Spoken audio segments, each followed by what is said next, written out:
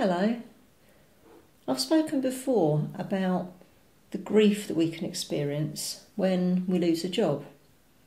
We lose quite a lot of different layers of or parts of our life. So we lose the structure of, getting up at a certain time, going there, getting there, at the start time and seeing the same people. We lose the financial security that we generally all go to work for. We can lose the status. We're not sure what to say when people say, what do you do if you're without a job?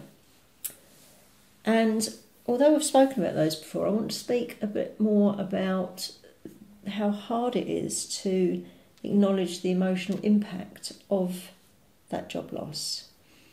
And this is partly because we, as a society in the UK, are really not good at dealing with grief. Some of that comes from the Victorian era and that British stiff upper lip concept. Then, during the wars, there was the, keep calm, keep going, just, don't stop and think about it, keep on going. And all of those sort of ideas have become very woven into our culture. So what we often find is that when we're grieving the loss of anything, whether it's a job or a person or whatever it is, the things that people say to us, which are genuinely well intended, they're intellectually accurate, because they're true quite often, but they're emotionally barren. And what that does for us is it totally doesn't acknowledge the pain we're feeling, and the intellectual statement that's just been made to us doesn't help. So, for example, when you tell someone you've lost your job, trying to help you, they will say, don't worry, you'll soon get another one, which is intellectually accurate, you probably will, but it doesn't acknowledge that pain.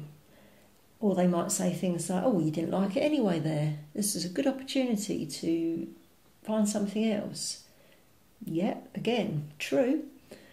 Something a friend of mine always particularly found difficult when she lost her job was people would say, how lovely, you're a lady of leisure now, as if it was some luxurious choice. And none of those types of statements acknowledge the emotions or acknowledge the grief, which is really difficult.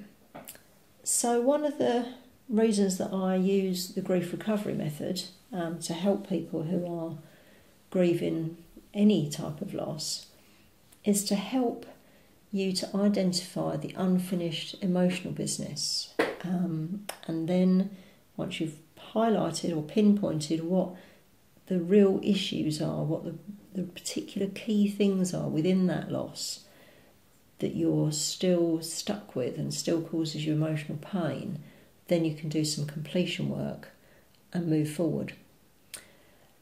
And grief recovery is a 7-week course that looks at, it starts by looking at the poor skills that we learn in our society about dealing with grief. So we've got lots of, along with the British, part of the British stiff upper lip, is that, don't feel bad.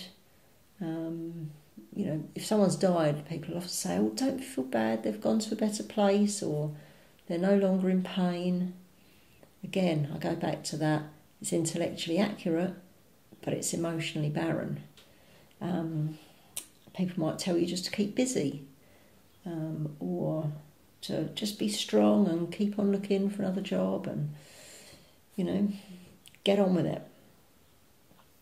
But none of those things help us with the hurt that we're carrying.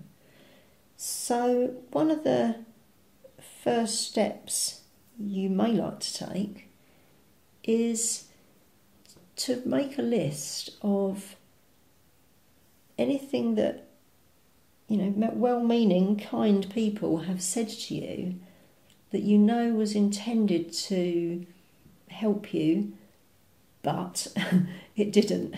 And they fall into that intellectually accurate but emotionally barren type of statements.